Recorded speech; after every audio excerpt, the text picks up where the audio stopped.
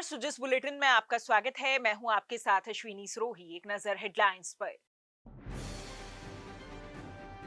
मुख्यमंत्री ने श्रीगंगानगर में सरसों की एमएसपी पर खरीद का किया शुभारंभ। कहा, अन्नदाता किसान का सम्मान और आर्थिक सुरक्षा हमारा ध्येय। मुख्यमंत्री ने गंग नहर परियोजना के शिवपुर हेड का किया निरीक्षण। कहा, अंतिम छोर तक भरपूर नहरी पानी पहुंचाने के लिए राज्य सरकार कर रही कार्य। शिक्षा मंत्री ने आरटीई के तहत निकाली लॉटरी। प्रदेश के गैर सरकारी विद्यालयों में बच्चों को मिलेगी निशुल्क शिक्षा की सौगात। मुख्यमंत्री श्री भजनलाल शर्मा ने आज श्रीगंगानगर स्थित नई धान मंडी में किसानों को विक्रय स्लिप प्रदान करते हुए न्यूनतम समर्थन मूल्य यानी एमएसपी पर सरसों खरीद का विधिवत शुभारंभ किया। मुख्यमंत्री श्री शर्मा ने इस अवसर पर किसानों और व्यापारियों से संवाद करते हुए कहा कि अन्नदाता किसान को पूरा सम्मान और सुरक्षा के साथ ही उनकी उपज का उचित मूल्य दिलवाना हमारी सरकार का ध्येय है। उन्होंने कहा कि हमारी सरकार न्यूनतम समर्थन मूल्य पर खरीद का किसानों के बैंक खातों में सीधा भुगतान समय पर सुनिश्चित कर रही है। इसी दिशा में किसानों के हित को ध्यान में रखते हुए सरकार ने वर्ष 2025-26 में सरसों के लिए न्यूनतम समर्थन मूल्य 5,950 रुपए प्रति क्विंटल निर्धारित किया है और इस साल 13,22,000 मीट्रिक टन सरसों की खरीद का लक्ष्य रखा है। आज मैं यहाँ श्री गंगानगर की धान मंडी में सरसों की एमएसपी पर खरीद विधिवत शुभारंभ आज की गई है। मैं सभी किसानों को बहुत बहुत बधाई देता हूँ। यह कार्यक्रम केवल किसानों को आर्थिक सुरक्षा से जुड़ा हुआ है बल्कि हमारे संकल्प का प्रतीक भी है। हमारा संकल्प है कि अन्नदाता को उसकी उपज उचित मूल्य मिले, मेहनत और उचित सम्मान मिले, उसके जीवन में समृद्धि हो। आज मैं कहना चाहता हूं, मैं लगातार यहाँ कल से हूं हनुमानगढ़ और गंगानगर के किसानों के बीच में, और मेरा यहाँ के किसानों से आत्मीय लगाव है क्योंकि यहाँ का किसान मेहनत कश है। इसीलिए आपने देखा होगा कि हमने सरसों की खरीद भी और गेहूं में भी, आज अगर पूरे देश के अंदर सबसे ज्यादा गेहूं की एमएसपी है तो वो राजस्थान के अंदर है, उसका सबसे ज्यादा फायदा मिल रहा है तो हनुमानगढ़ गंगानगर के किसान को मिल रहा है। हमारी सरकार ने स्पष्ट रूप से किसान फसल में की न्यूनतम समर्थन मूल्य एमएसपी पर खरीदा, उसका भुगतान समय पर किया। और यही नहीं, मुझे ये बताते हुए भी खुशी है कि समर्थन मूल्य हमने न्यूनतम समर्थन मूल्य किसानों के हित में रखते हुए सरसों के लिए 5,950 रुपए प्रति क्विंटल रखा है। हमारी सरकार ने इस साल 13,22,000 मैट्रिक सरसों खरीदने का लक्ष्य भी रखा है। इसी तरह से 5,650 रुपए प्रति क्विंटल एमएसपी पर 5,40,000 मैट्रिक टन चना भी खरीदा जा रहा है। इस अवसर पर मुख्यमंत्री ने अपने संबोधन में कहा कि न्यू सिंचाई प्रणाली को बेहतर बनाने के लिए 3,400 करोड़ रुपए राज्य सरकार ने दिए हैं। हर खेत को पानी मिले, इस दिशा में राज्य सरकार लगातार कार्य कर रही है। न्यू सिंचाई प्रणाली को बेहतर कैसे बनाया जाए, इसके लिए 3,400 करोड़ रुपए हमारी सरकार ने दिया है। जहां भाखड़ा नहर सुदृढ़ के लिए 1,000 करोड़ रुपए का काम किए जाएंगे।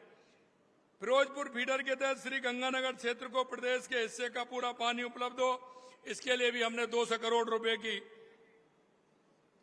घोषणा की है। गंगानगर के पक्के खालों के निर्माण के मांग लंबे समय से आ रही थी, उसके लिए भी हमने काम किया है। खालों के निर्माण के लिए कॉमर्शियल लिफ्ट योजना के क्षतिग्रस्त खालों के निर्माण के लिए 185 करोड़ रुपए का हमने स्वीकृत किए हैं। श्री गंगानगर की भाखड़ा गंग नहर परियोजना के लिए भी आने वाले क्षेत्र में शेष खालों के निर्माण किया जाएगा, जिससे हर खेत को पानी मिल सके। 200 करोड़ रुपए की लागत से रायसिंह नगर, अनूपगढ़, घड़साना, रावला, श्री विजयनगर के लिए 44,000 हेक्टेयर सिंचित क्षेत्र में पक्के खालों का निर्माण किया जाएगा। 23 करोड़ रुपए की लागत से इंदिरा गांधी मुख्य नहर के संचालन नियंत्रण को आधुनिक बनाने के लिए स्काडा सिस्टम विकसित किया जाएगा, जिससे जल प्रबंधन और निगरानी क्षेत्र में अधिक कुशलता से काम किया जाएगा। इन कामों के पूरा होने पर काश्तकारों को लंबे समय से की जा रही मांगों को पूरा करेंगे। मुख्यमंत्री ने कहा कि किसानों के कल्याण के लिए राज्य सरकार प्रतिबद्ध है। साथ ही किसानों को सिंचाई के लिए पर्याप्त पानी की उपलब्धता सुनिश्चित करने से लेकर वर्ष 2027 तक दिन में बिजली उपलब्ध करवाने के लक्ष्य के साथ कार्य कर रही है। विभिन्न जन कल्याणकारी फैसलों के जरिए किसानों को राहत पहुंचाने का कार्य किया जा रहा है। हमारे किसान से हमने वायदा किया है, एक तरफ पानी के क्षेत्र में किया, दूसरा बिजली के क्षेत्र में किया है।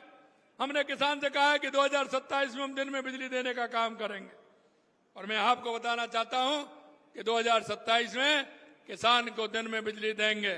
यही नहीं, किसान सम्मान निधि 6,000 से लेकर के 9,000 बढ़ाने का काम किया। 72 लाख से अधिक किसानों को 1400 करोड़ रुपए देने का काम हमारी सरकार ने किया है। 47 लाख किसानों को लगभग 29,000 करोड़ रुपए के अल्पकालीन मुक्त फसली ऋण देने का काम भी हमने किया है। प्रधानमंत्री फसल बीमा योजना के तहत 3,000 करोड़ रुपए से अधिक के बीमा क्लेम हमने प्रदान किए हैं। पशु निःशुल्क आरोग्य योजना का भी काम हमने किया है। पशुधन निःशुल्क आरोग्य योजना के तहत निःशुल्क औषधियां, टीके उपलब्ध कराए जाएंगे। साथ ही मंगला पशु योजना का दायरा भी बढ़ाया है और गोपाल क्रेडिट कार्ड की योजना भी हमने दी है।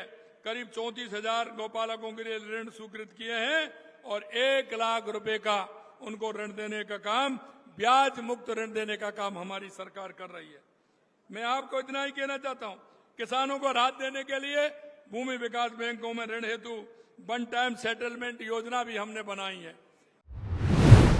मुख्यमंत्री श्री भजनलाल शर्मा ने हनुमानगढ़ श्रीगंगानगर के 2 दिवसीय प्रवास के दूसरे दिन यानी आज श्रीगंगानगर जिले में गंगनहर परियोजना के अंतर्गत शिवपुर हेड का निरीक्षण किया। मुख्यमंत्री ने शिवपुर हेड का निरीक्षण करने के बाद कहा कि राज्य सरकार किसानों की खुशहाली और कृषि उत्पादन में वृद्धि के लिए प्रतिबद्धता के साथ कार्य कर रही है। सिंचाई व्यवस्थाओं को बेहतर बनाना सरकार की प्राथमिकताओं में सबसे ऊपर है ताकि अंतिम छोर पर स्थित खेतों तक भी पर्याप्त नहरी पानी पहुंचाकर किसानों को लाभान्वित किया जा सके। मुख्यमंत्री ने शिवपुर हेड के कार्य प्रणाली के बारे में विस्तार से अधिकारियों से जानकारी ली और गंगनहर प्रणाली के बेहतर सिंचाई प्रबंधन के लिए अधिकारियों को आवश्यक दिशा निर्देश भी दिए।